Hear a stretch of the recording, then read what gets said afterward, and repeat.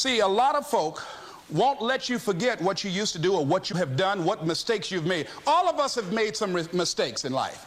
All of us have done some things that if we had them to do over again, we wouldn't do it again. There are a lot of things that if I had it to do over again, if I knew then what I know now, I would have done it differently. Well, it didn't happen that way. I didn't do it like that. Oh, you don't want me to live that down? How you want to keep on putting that in my face about what I did? Guess what? I'm not interested. When you permit things to use you, you can't change the past, but you can interpret. You can reinterpret how you see it. For years, I was going around with a heavy load on my shoulders, feeling bad because I was adopted, doing interviews for adoption agencies and foster homes. And I was on television once, and I told these people in this particular interview that I was given away, my twin brother and I, when we were 6 weeks of age. A friend of mine, fortunately, was listening to the program. And she said, Les, I'd like to have lunch with you. And so I went over to see her. She said, when a woman carries a baby for 9 months, feeling that life movement in her, it's automatic and natural for her to learn to love that baby, to expect it to come here when she bears the pain to bring it into the world. Your mother, Mamie Brown, when she came in to adopt you guys, she didn't go through that process. She looked at whoever your biological mother was and said, I'll take her. You weren't given away less. You were chosen with love. Same event, but reinterpreted. An interpretation that empowers me. So when you begin to look at your past, give an interpretation that empowers you. That's where I used to be. That's not where I am now. I'm growing. In your mind right now, think about some particular event or act in your life that you feel very bad about, that you really regret that took place. If you had to do it over again, you would do it differently.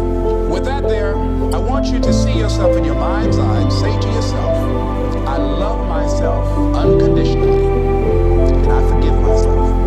If I knew better, I would have done better. Let me tell you something about the mind, how it uses you. Tell you something super stupid that I used to do. Do you know for years I hated my mother and my father, whoever they were, because they gave me away, as I thought at that point in time? And guess what? I didn't have any faces for the hatred because I never saw either one of them.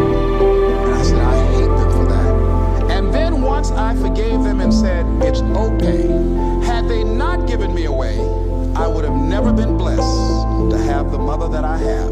But when I went through this process, saying forgive them, I remember in my mind as I was trying to picture these people, I had two individuals in my mind standing there with no faces because I didn't know how they look.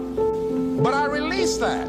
I let that luggage go. Think about somebody that you've hurt, somebody that you've disappointed, either deliberately or inadvertently, or someone that has hurt you, that caused you some pain, caused you some disappointment, somebody that you don't like, deliberately or inadvertently. Think about them, somebody that you really, when you think about them, the room turns red, and say, I forgive you.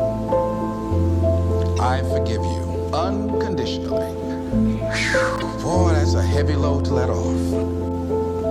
Reinterpreting our past, understanding and knowing that we can move from where we are, that we can begin to design the kind of life that empowers us, that gives us happiness, that enables us to be on top of who we are, knowing that as we begin to explore new horizons and new vistas in life, that as we begin to focus on developing ourselves, as we begin to elevate ourselves and not to follow the crowd, activating the thinker in us and disciplining and putting on hold the emotional part of ourselves.